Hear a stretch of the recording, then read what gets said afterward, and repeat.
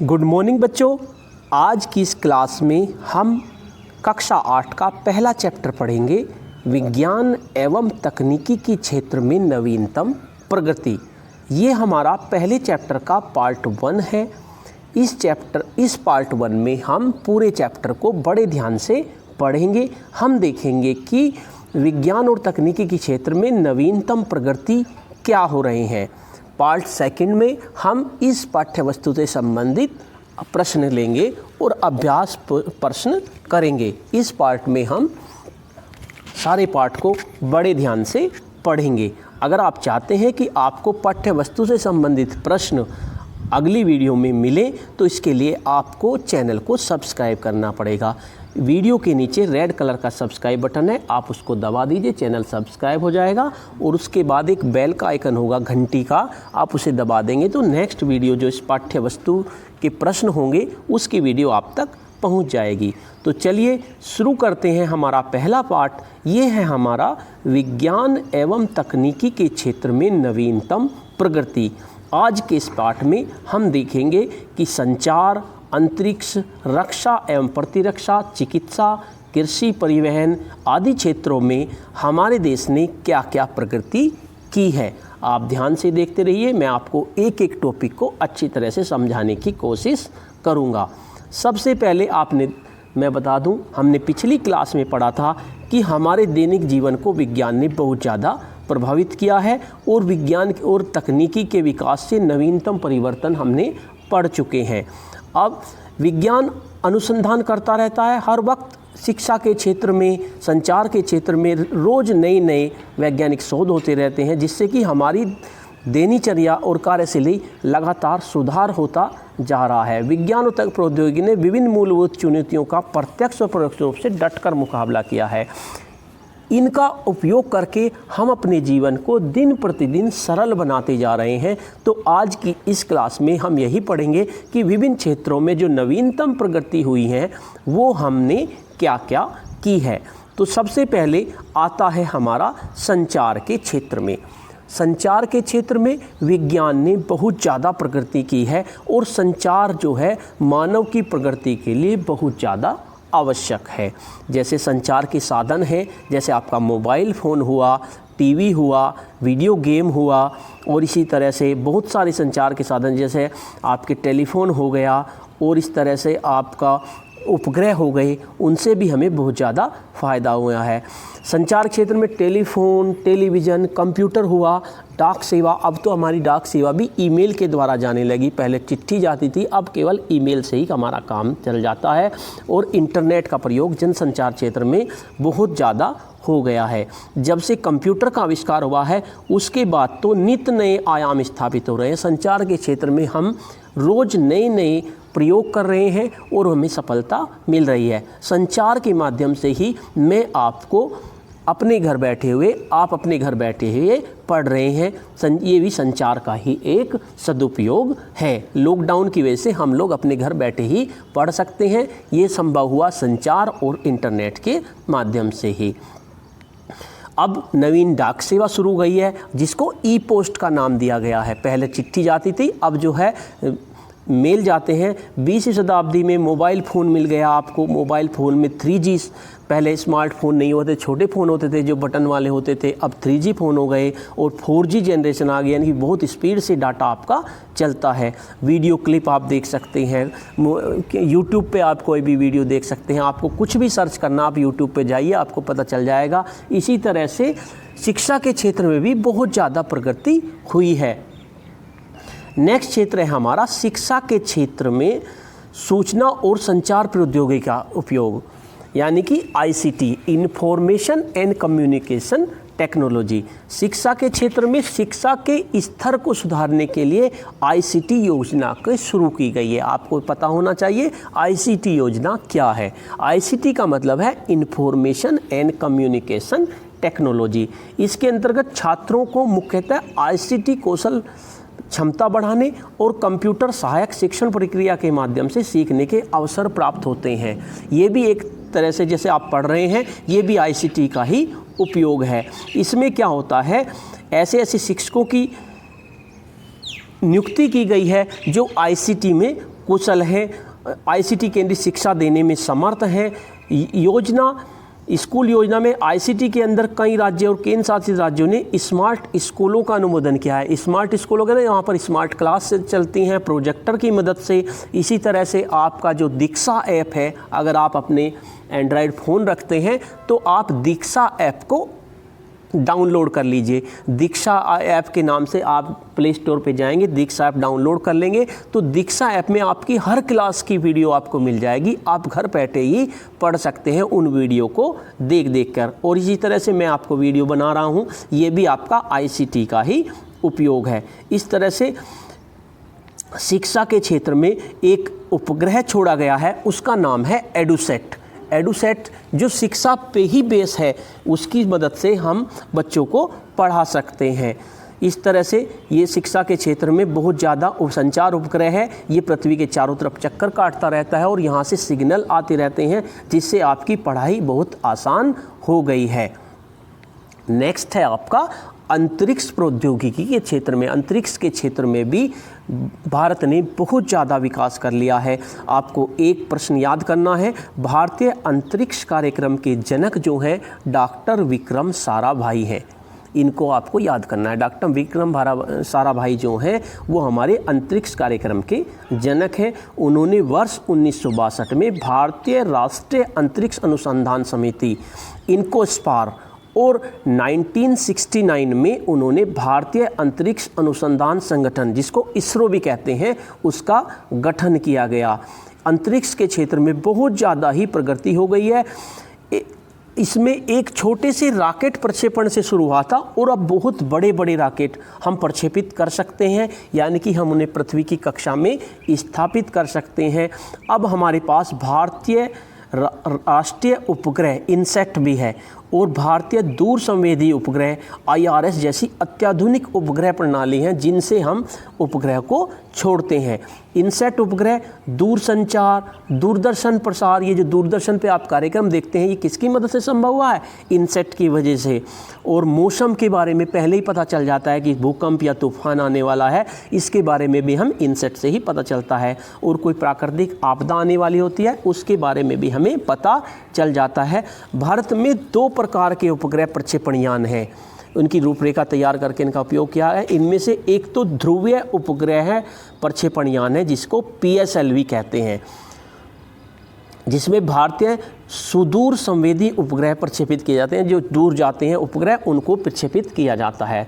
दूसरा भू-स्थैतिक उपग्रह प्रक्षेपण यान है, जिसे GSLV कहते हैं। इससे इनसेट परिवार के उपग्रह छोड़े जाते हैं, जो पृथ्वी की कक्षा के चक्कर काटते रहते हैं और हमें सूचनाएं देते रहते हैं। सितंबर 2004 में भू-स्थैतिक उपग्रह प्रक्षेपण यान GSLV F1 द्वारा प्रक्षेपित एडुसेट एक उपग्रह छोड़ा गया था, उसका नाम था एडुसेट। भारत का पहला उपग्रह है जो शिक्षा के लिए समर्पित है। उसका काम शिक्षा से ही संबंधित है। आकाश गंगा के केंद्र के पास दूसरा सबसे बड़ा ब्लैक होल, जो सूर्य से 1 लाख गुना बड़ा है, एक ब्लैक होल है, वो सूर्य से भी 1 लाख गुना बड़ा है। इसकी पुष्टि भी जापान के उपग्रह ने ही दी। इस तरह से उपग्रह के माध्यम से हम पढ़ भी सकते हैं और हमारे पास अब उपग्रह को छोड़ने के प्रक्षेपण यान हैं, जिनसे न केवल हम अपने उपग्रह छोड़ रहे हैं, बल्कि हम दूसरे देशों के उपग्रह को भी छोड़ रहे हैं। इसके साथ साथ ये मंगलयान है, आपको दिखा दिए तस्वीर। इसमें मंगलयान देखिए, इस तरह से मंगलयान छोड़ा गया है इसके द्वारा। और अंतरिक्ष के क्षेत्र में ये भू-स्थैतिक उपग्रह है GSLV, जिसके द्वारा हम उपग्रह को छोड़ते हैं। इसके साथ साथ आपको ये भी जानना बहुत ज़रूरी है कि अंतरिक्ष में पहुंचने वाले प्रथम व्यक्ति कौन थे। अगर आपसे कोई पूछ ले अंतरिक्ष में पहुंचने वाले प्रथम व्यक्ति कौन थे, तो वे यूरी गागरिन थे। ये आपको नाम याद करना है। और अगर आपसे कोई पूछ ले कि अंतरिक्ष में जाने वाले प्रथम भारतीय कौन थे, वे हमारे राकेश शर्मा थे। ये भी आपको प्रश्न याद करना है। नेक्स्ट है आपका प्रथम भारतीय महिला अंतरिक्ष यात्री, यानी पहली बार महिला कोई अंतरिक्ष में गई भारतीय, उसका नाम क्या था? उनका नाम था कल्पना चावला। मैंने कल पिछली 7th क्लास में भी आपको बताया था। और भारत का प्रथम चालक रहित विमान लक्ष्य, यानी कि लक्ष्य भी ऐसा विमान है जिसमें कोई चालक नहीं जाता, बिना चालक के ही वो जाता है और हमारे यहाँ से ही वो कंट्रोल होता रहता है। ये आपको चारों प्रश्न याद करने हैं। नेक्स्ट आता है रक्षा एवं प्रतिरक्षा के क्षेत्र में। रक्षा और प्रतिरक्षा के क्षेत्र में भी भारत ने बहुत ज़्यादा प्रगति की है। भारतीय रक्षा और प्रतिरक्षा नीति के अंतर्गत अनुसंधान और विकास के लिए रक्षा विकास संगठन और कुछ अन्य विकास संगठन को मिलाकर एक नया संगठन बनाया गया है जिसका नाम है रक्षा अनुसंधान एवं विकास संगठन, इसको DRDO भी बोलते हैं, का गठन किया गया है। रक्षा और प्रतिरक्षा के उद्देश्य से हमने बहुत सारी मिसाइल बना दी हैं। जैसे अगर हमें सतह से सतह पर मार करनी है तो हमारे पास एक मिसाइल है, उसका नाम है पृथ्वी, वो सतह से सतह पे मार करती है। और टैंक है, एक टैंक का निर्माण किया है, उस टैंक का नाम है अर्जुन। और विमानों के लिए फ्लाइट सिमुलेटर, चालक रहित लक्ष्य भेदी विमान भी हैं हमारे पास, यानी कि बिना चालक के ही वे लक्ष्य को भेज देते हैं। बैकून बैरेज प्रणाली, ये सब हमारे DRDO ने विकसित की है। इसलिए DRDO रक्षा के क्षेत्र में बहुत ज़्यादा विकास कर रहा है। प्रक्षेपण विकास कार्यक्रम के अंतर्गत बैलिस्टिक प्रक्षेपास्त्र, आकाश मिसाइल, ब्रह्मोस सुपरसोनिक मिसाइल, बहुत सारी मिसाइल हमने विकसित कर ली हैं। और इन मिसाइलों को विकसित करने का श्रेय हमारे भूतपूर्व राष्ट्रपति डॉक्टर APJ अब्दुल कलाम को है। उनको मिसाइल मैन के नाम से भी जाना जाता है। इसी तरह से जल अभियानों के संचालन के लिए हमने समुद्री बेड़े बना लिए हैं, सामरिक मिसाइल और आकाश प्रक्षेपणास्त्रों का विस्तार किया है। पूर्व राष्ट्रपति डॉक्टर APJ अब्दुल कलाम ने 1998 में पोखरण में द्वितीय परमाणु परीक्षण किया था। ये भी आपको याद करना है कि पोखरण में जो परमाणु परीक्षण हुआ था वो डॉक्टर APJ अब्दुल कलाम के ही निर्देशन में हुआ था। इन्होंने बैलिस्टिक मिसाइल और प्रक्षेपण यंत्र प्रौद्योगिकी विकास के लिए भारत में मिसाइल मैन के रूप में भी याद किया जाता है। इसी तरह से रक्षा के क्षेत्र में भारत ने INS कोच्चि, जो कोच्चि में है, और INS अरिहंत, ये युद्धपोत बनाए गए हैं जो आपके समुद्र में कार्य करते हैं, समुद्र में हमारे देश की रक्षा करते हैं। इनका आपको मिसाइल मैन जो हैं हमारे डॉक्टर APJ अब्दुल कलाम, इन्होंने रक्षा के क्षेत्र में बहुत ज़्यादा योगदान दिया, इसलिए इनका भी नाम याद करना ज़रूरी है। उसके साथ साथ इस तरह की बैलिस्टिक मिसाइल हम बनाने में अब कामयाब हो गए हैं। नेक्स्ट आता है हमारा चिकित्सा के क्षेत्र में। चिकित्सा के क्षेत्र में भी हमने बहुत ज़्यादा प्रगति कर ली है। अब स्कैनर बन गए हैं, एक्सरे, इंडोस्कोप आदि का प्रयोग रोगों की जांच के लिए किया जाता है। पहले क्या होता था, नाड़ी देख के ही बता देते कि ये रोग था, तब ज़्यादा समझ में नहीं था। लेकिन अब जो है ऐसे ऐसे उपकरण बन गए हैं, स्कैनर बन गया है जिससे शरीर के आंतरिक अंगों की आप जांच कर सकते हैं। इसके साथ साथ एंडोस्कोपी विकसित हो गई जिससे आप शरीर के अंदर दूरबीन डाल के देख सकते हैं किस अंग में क्या कमी है। इस तरह से घातक बीमारियों से बचने के लिए हमारे पास बहुत ज़्यादा चिकित्सा प्रणाली विकसित हो गई हैं। रेडियोग्राफी, एंजियोग्राफी, कंप्यूटर ट्रामोग्राफी यानी CT स्कैन जो होता है, मैग्नेटिक रेजोनेंस CT स्कैन के क्षेत्र में CT स्कैन से आप शरीर के सारे अंगों के बारे में देख सकते हैं। इसलिए चिकित्सा के क्षेत्र बच्चों, ये आपकी चिकित्सा के क्षेत्र में जो CT स्कैन मशीन है उसका मैं एक चित्र आपको दिखाता हूँ। CT स्कैन में इस तरह से आपकी एक मशीन होती है, इसमें आप शरीर अंदर चला जाता है और इसमें मैग्नेटिक के तरीके से शरीर के सारे अंगों की जांच हो जाती है। इस तरह से शिक्षा के क्षेत्र में भी हमने बहुत ज़्यादा प्रगति कर ली है। इसके बाद आता है कृषि के क्षेत्र में। कृषि के क्षेत्र में भी हम बहुत ज़्यादा प्रगति कर रहे हैं। आधुनिक युग में कृषि के विभिन्न उपकरण हमने बना लिए हैं, जैसे हार्वेस्टर हुआ, गेहूं काटने की आपने मशीन हो गई। इस तरह से आप रोज़ नित्य नए प्रयोग देखते रहते हैं। छिड़काव के लिए मशीन बन गई है, ड्रिप तंत्र विकसित हो गया है, इसलिए और नए नए उर्वरक भी हमने विकसित कर लिए हैं। शिक्षा के क्षेत्र में बहुत ज़्यादा प्रगति हमारी हो गई है। उसके बाद आता है परिवहन के क्षेत्र में। परिवहन के क्षेत्र में भी हमने रोज़ नित्य नए प्रयोग हो रहे हैं। पहले आपकी रिक्शा होती थी, अब हमारी ई-रिक्शा बन गई है जो आपकी बैटरी से चालित है। इसी तरह से परिवहन के क्षेत्र में मेट्रो ट्रेन भी आपकी आ गई है। मेट्रो ट्रेन के साथ बुलेट ट्रेन भी आपकी आ गई है। ये सब आपकी यातायात के क्षेत्र में आपकी बहुत ज़्यादा ही प्रगति हो गई है। इन ट्रेनों की स्पीड इतनी ज़्यादा होती है कि पलक झपकते ही ये एक स्थान से दूसरे स्थान पर चली जाती हैं। नेक्स्ट आता है आपका विनिर्माण के क्षेत्र में। विनिर्माण के क्षेत्र में भी हमने बहुत ज़्यादा प्रगति की है। अब विनिर्माण क्या होता है? विनिर्माण से हमारा मतलब है कि कच्चे जो माल होता है किसी भी चीज़ के लिए, उसको पहले मूल्यवान उत्पाद में परिवर्तित कर देता है और उससे फिर अधिक से अधिक मात्रा में वस्तुओं का निर्माण किया जाता है, जिसे विनिर्माण कहते हैं या वस्तु निर्माण कहते हैं। विनिर्माण के अंतर्गत हस्तकला से लेकर उच्च तकनीक तक बहुत सी मानवीय गतिविधि आ गई हैं, परंतु इनका उपयोग प्राय औद्योगिक उत्पादन के अर्थ में किया जाता है, जिसमें कच्चा माल बड़े पैमाने पर तैयार माल में बदला जाता है और उस बड़े जो माल होता है उससे हम ज़्यादा से ज़्यादा माल पैदा करते हैं। इससे रोजगार में भी वृद्धि होती है। इस प्रकार विनिर्माण क्षेत्र किसी भी अर्थव्यवस्था की संपन्नता का जनक होता है।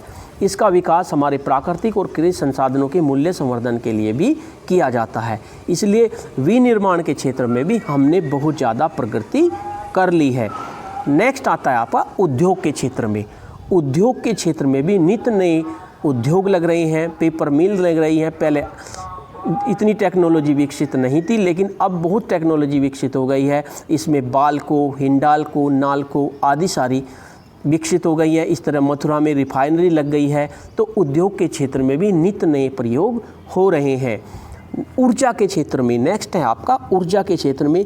ऊर्जा के क्षेत्र में भी हम रोज़ नित्य नए आयाम पैदा कर रहे हैं, क्योंकि कुछ ऊर्जा के स्रोत ऐसे हैं। पहले क्या होता है? कोयला, पेट्रोल, प्राकृतिक गैस, नाभिकीय ऊर्जा, पवन ऊर्जा, सौर ऊर्जा, इस तरह के ऊर्जा के क्षेत्र में प्रयोग हो रहे हैं। ऊर्जा के कुछ स्रोतों का लगातार इस्तेमाल किया जा सकता है या एक निश्चित अवधि के बाद ये समाप्त हो जाते हैं। इस तरह की ऊर्जा को स्रोत को हम नवीनीकरण या अक्षय ऊर्जा स्रोत कहते हैं। कुछ ऊर्जा स्रोत होती हैं जिनकी पुनः पूर्ति नहीं की जा सकती। इस प्रकार के ऊर्जा के स्रोतों को अनवीनीकरण ऊर्जा स्रोत कहते हैं, यानी कि उनको एक बार ख़त्म हो जाएगा तो दोबारा से वे उत्पन्न नहीं किए जा सकते। जैसे कोयला हुआ, पेट्रोल हुआ, अगर ये ख़त्म हो गए तो उन्हें दोबारा उत्पन्न नहीं किया जा सकता। और नवीनीकरण में वे ऊर्जा के स्रोत आते हैं जिनको हम उत्पन्न कर सकते हैं, जो ख़त्म नहीं होते। जैसे सूर्य की ऊर्जा है, कभी ख़त्म नहीं होगी। पृथ्वी, वन, जल, जैव, पवन, ये सब हमारे ऊर्जा के स्रोत नवीनीकरण ऊर्जा स्रोत हैं जो कभी ख़त्म नहीं होते। और इसी तरह अनवीनीकरण ऊर्जा स्रोत हमारे पेट्रोल, कोयला, केरोसिन, ये सब हमारे ख़त्म हो जाते हैं। तो इन सब को ध्यान में रखते हुए, भविष्य की ऊर्जा की मांग को देखते हुए विश्व भर में स्वच्छ और नवीनीकरण ऊर्जा स्रोत सौर, पवन, जल, बायोगैस, इनके उपयोग को बढ़ा दिया जा रहा है। इनके प्रयोग से एक तो पर्यावरण की क्षति नहीं होती, ग्लोबल वार्मिंग नहीं होती है, और नवीनीकरण ऊर्जा के स्रोत सर्वाधिक व्यापक और असीमित होते हैं। ये कभी भी हमारे ख़त्म नहीं होंगे और इनसे पर्यावरण भी प्रदूषित नहीं होगा। इसलिए अब ऊर्जा के स्रोत जो है सौर ऊर्जा पर बहुत ज़्यादा बढ़ावा दिया जा रहा है। जगह जगह सोलर प्लेट लगाई जा रही हैं जिससे कि ज़्यादा से ज़्यादा बिजली उत्पन्न हमारी हो। नेक्स्ट है हमारा व्यापार और वाणिज्य के क्षेत्र में। व्यापार और वाणिज्य के क्षेत्र में भी हम नित्य नई प्रगति कर रहे हैं। पहले क्या होता था, जब हम व्यापार करते थे तो वस्तु के बदले वस्तु दी जाती थी। मान लीजिए आपने कोई वस्तु ली, आप दो बदले में उसे दूसरी वस्तु दे देते थे, फिर पैसे चल गई। और अब क्या है, अब आधुनिक युग में मुद्रा के स्थान पर क्रेडिट कार्ड का प्रयोग हो रहा है। अगर आप किसी दुकान पे जाएंगे तो वहाँ पर स्वाइप मशीन होगी, बहुत सी दुकानों पर लगी होती है। जैसे आप शॉपिंग करने जाते हैं, स्वाइप मशीन होती है, आप अपने कार्ड से पेमेंट कर सकते हैं, आपको पैसा देने की ज़रूरत नहीं पड़ती। इसी तरह से बहुत सी ऑनलाइन कंपनी भी आपके व्यापार को बढ़ा दे रही हैं। अब आप घर बैठे ही फ्लिपकार्ट, अमेजोन, स्नैपडील, ये ई-कॉमर्स कंपनियां हैं जो आम जनजीवन को काफ़ी प्रभावित कर रही हैं और अच्छा व्यापार भी कर रही हैं।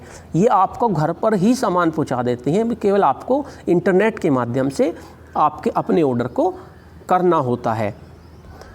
नेक्स्ट है आपका ई गवर्नेंस के क्षेत्र में। ई गवर्नेंस के क्षेत्र में भी बहुत ज़्यादा प्रगति हुई है। इसके अंतर्गत शासकीय सेवाओं और सूचना ऑनलाइन उपलब्ध होने लगी हैं। यह अच्छे शासन का पर्याय बनता जा रहा है। इसमें जितनी भी सरकार की योजनाएं होती हैं वे सब हम इंटरनेट के माध्यम से देख सकते हैं। फॉर्म भी इंटरनेट के माध्यम से बन रहते हैं। इस सब को ई गवर्नेंस कहते हैं। ई गवर्नेंस के क्षेत्र में भी हम बहुत ज़्यादा प्रगति कर रहे हैं। इसमें सरकार की सारी योजनाएं इंटरनेट पे आ जाती हैं, आप उनको पढ़ सकते हैं, उनको लाभ ले सकते हैं, आपको किसी बिचौलिए की ज़रूरत नहीं पड़ती। इस तरह से हम ई गवर्नेंस के क्षेत्र में भी बहुत ज़्यादा आगे बढ़ गए हैं। बच्चों, ये पूरा हमारा चैप्टर हुआ। नेक्स्ट क्लास में हम इस चैप्टर से संबंधित समस्त प्रश्न करेंगे। अगर आप चाहते हैं कि वे सारे प्रश्न आपको मिले तो आप चैनल को सब्सक्राइब कर लीजिए और बेल के आइकन को दबा दीजिए, उसकी वीडियो आपको मिल जाएगी। धन्यवाद।